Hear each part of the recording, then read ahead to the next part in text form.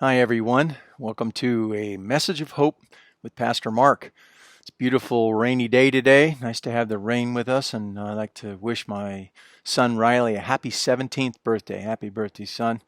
It's been a pleasure just being with you and knowing you. Have a great day today. So, with that, we're going to start with the kingdom of heaven, and we're going to start with the Be-Attiudes. The word blessed that Jesus starts out his ministry with. Blessed are those who are poor in spirit, for theirs is the kingdom of heaven. Blessed are those who mourn, for they will be comforted. The word blessed comes from the Latin derivative bendicere, which means being endowed with a particular divine attribute, and or in this case, an attitude. That comes from being pursued by God, ultimately becoming connected with God. It's a blessing. Beatitudes imply the fortunate or favorite state in which those that come into God's kingdom get to appreciate. There's 8 of them. 8 Beatitudes are character traits, every single one of them. They're not multiple choice. I used to think you should just be able to go in there and pick the one you like and say, that's the one I want, but you can't yearn for one trait or another. No, nobody in their right mind prays for to be poor in spirit or to be in mourning. Rather, these are descriptions of a person that's in the throes of a spiritual awakening. It's absolutely a spiritual experience. They describe a spiritual journey that begins with an awareness that's found deep in the soul. People that are distant from God, this yearning or desire begins to grow deep within us until God fills that spiritual void in the hearts of those that want it to be in His presence. When I went to Japan, I had the fortunate acquaintance that I met there. She was a woman, a very stern woman at one point of her life, and very exacting, owned a hotel. When we stayed there through an interpreter, she told me the story that she had been diagnosed with terminal cancer, that she had gone through all the doctors she could afford and everybody, and nothing could help. And finally, the last doctor said, well, why don't you get your affairs in order? And so she went to her husband, and he said, well, what do you want to do? And she said, I want to go to see Israel. And so they got on a plane and they went to Israel. And as they were walking around, they got to this one plate, and she'd look around and she saw everybody crying and said, why is everybody crying here? And what is this place? And the man said, this place is called Golgotha. It's where Jesus died. And she said, I want to be baptized. The Spirit hit her, and they went to the Jordan the next day, and she was baptized. And she got on a plane and came back home. And then when she was home, she went back to the doctor not 2 weeks after returning. And the doctor said, what did you do? You're completely and totally healed. She was so affected by that experience that she became a Christian, a deep Christian, turned half of her hotel into American Western, the other side Japanese, and she put a Bible in every single one of the drawers. And when I came to visit her, I brought her a Japanese Bible and asked her to show me what the word for Jesus was in Japanese, and she showed me, and we shared a wonderful story. To see her story, to see her transformation, I saw the back end of it. I saw the person that was a Christian.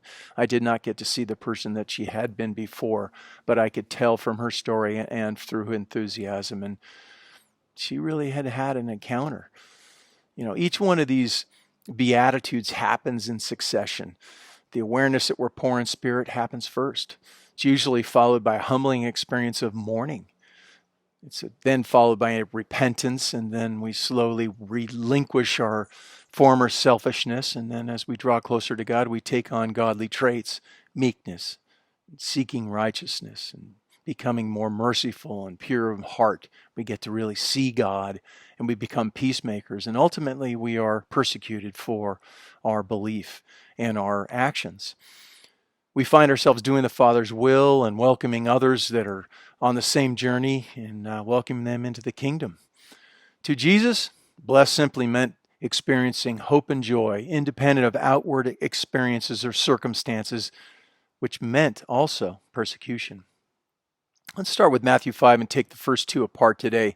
People were crowding around Jesus asking him, what's the kingdom of heaven like?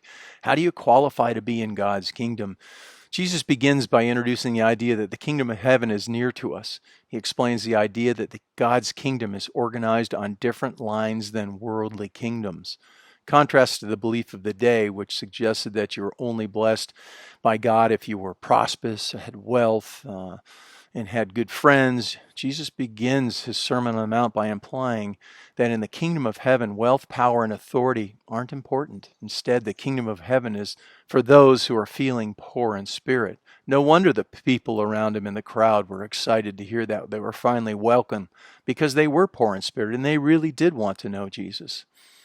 Now, when the crowd saw Jesus, it says, he went up on a mountainside, sat down, and his disciples came to him, and he began to teach them in Matthew. Blessed are the poor in spirit, for theirs is the kingdom of heaven. What did he mean? Simply, some of us experience spiritual poverty, like the woman I was talking to you about that on Golgotha was able to see her poverty. We're blessed if we recognize this poverty. Most times we don't recognize it unless we're in a crisis like my friend. Some sort of loss. It doesn't have to be cancer, but it could be a divorce. It could be a loss of a job, another kind of sickness like the COVID, or caught up in consequences of any kinds of addiction. Just name your poison. These experiences cause us what we call hitting bottom and becoming humble and teachable. If we put the word humble in place of the word poor, we can gain better understanding of what Jesus meant. He suggests that for us to have the kingdom of heaven, we must be humble. We must be humble in spirit. In other words, when we come to God, we usually arrived at the end of ourselves. Coming out of the deserts of our lives, we realize that our own sin and our own spiritual emptiness and poverty is just too much for us. This is the bottom. We realize we're powerless, our lives have become unmanageable, and there's only one way to turn, and that's to God. So we look up. We come to the sudden realization that it's no longer enough to be self-satisfied with worldly aspirations or things the world offers us. False pride we have in our hearts, thinking we don't really need God, has slowly been killing us, and we come to this realization. Pride's another one. It takes on all kinds of forms, doesn't it? The worst is spiritual pride. Often the richer we are in things, and I'm not talking just about money, I'm talking about the poor we are in spirit and in our hearts. In Psalms 118:5, King David is in deep anguish, having taken the woman of a man, a close friend that he has killed, and he knows spiritual poverty when he reads, "In my anguish I cried out to the Lord, and he answered me by setting me free." That's Psalms 118:5. Once we're set free, we mourn our actions. Also the consequences of those actions, of our spiritual actions in blindness. Jesus then takes the second Beatitudes and says, "Blessed are those who mourn, for they will be comforted." Jesus seems to indicate this mourning is due to grief over our sin. And look at Isaiah 57:15. It says, "For this is what the high and exalted one says, He who lives forever, his name is holy. I live in a high and holy place, but I also live with the one who is contrite and lowly in spirit, to revive the spirit of the lowly and to revive the heart of the contrite. I have seen their ways, but I will heal them. I will guide them and restore comfort to those who mourn." What a sweet God we have. The Spirit of God comforts those who are honest about their own sin. They see their need of Christ's healing. They humble enough to ask Him forgiveness and to come into their lives and help. Those who hide their sin or try to justify it before God can never know the comfort that comes from having a pure heart. It's time to ask ourselves this morning, have we faced our own need of Christ? Do we realize that we're sinners and we need God's help and we need His love? I encourage you to not let your pride or anything else get in the way, but turn to Jesus in humility and faith, and He'll bless you and save you, and yours will truly be the kingdom of heaven. May God bless you and keep you today. Enjoy the rain. And this is Pastor Mark saying bye.